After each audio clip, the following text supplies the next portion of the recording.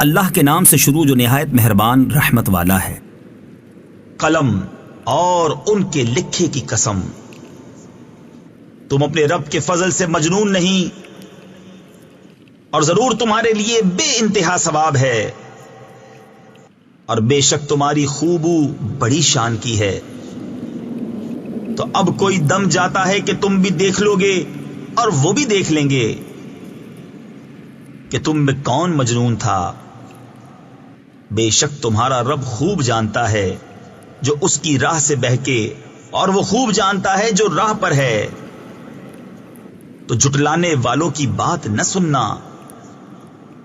وہ تو اس آرزو میں ہیں کہ کسی طرح تم نرمی کرو تو وہ بھی نرم پڑ جائیں، اور ہر ایسے کی بات نہ سننا جو بڑا قسمیں کھانے والا، ذلیل، بہت تانے دینے والا، بہت ادھر کی ادھر لگاتا پھرنے والا، بھلائی سے بڑا روکنے والا، حد سے بڑھنے والا گناہگار۔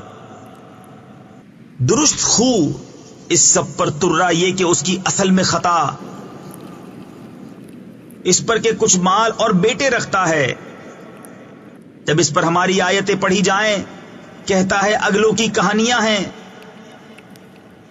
قریب ہے کہ ہم اس کی سور کسی تھوتنی پر داغ لگا دیں گے۔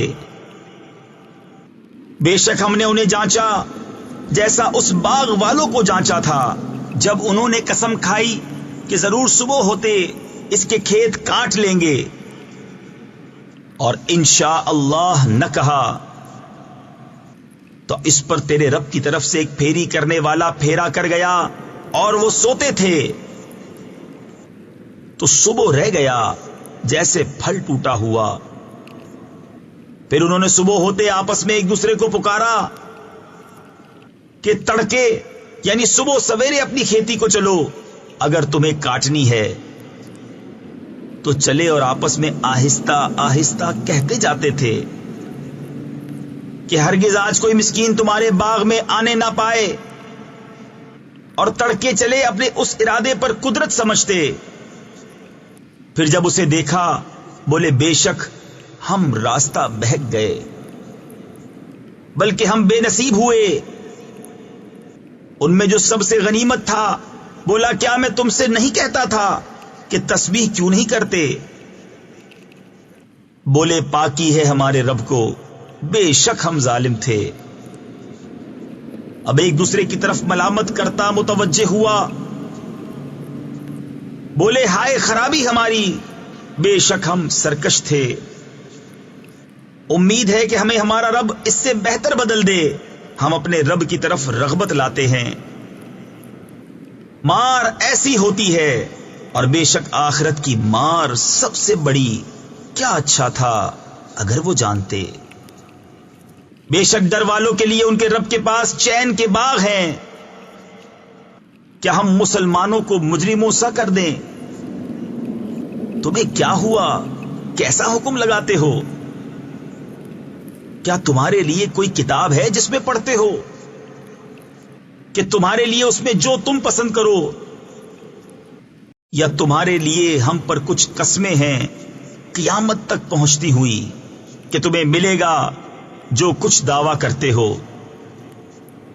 تم ان سے پوچھو ان میں کون سا اس کا ضامن ہے، یا ان کے پاس کچھ شریک ہیں تو اپنے شریکوں کو لے کر آئیں اگر سچے ہیں۔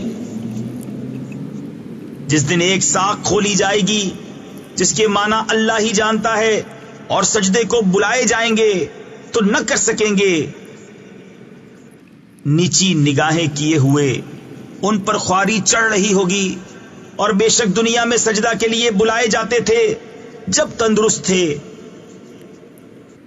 تو جو اس بات کو جھٹلاتا ہے اسے مجھ پر چھوڑ دو، قریب ہے کہ ہم انہیں آہستہ آہستہ لے جائیں گے جہاں سے انہیں خبر نہ ہوگی،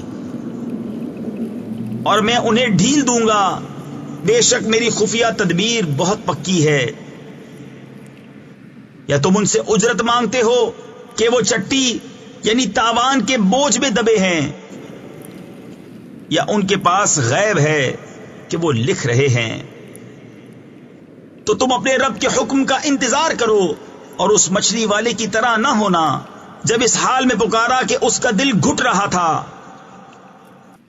اگر اس کے رب کی نعمت اس کی خبر کو نہ پہنچ جاتی تو ضرور میدان پر پھینک دیا جاتا الزام دیا ہوا،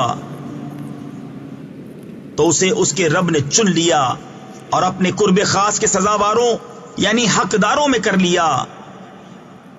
اور ضرور کافر تو ایسے معلوم ہوتے ہیں کہ گویا اپنی بد نظر لگا کر تمہیں گرا دیں گے جب قرآن سنتے ہیں اور کہتے ہیں یہ ضرور عقل سے دور ہیں،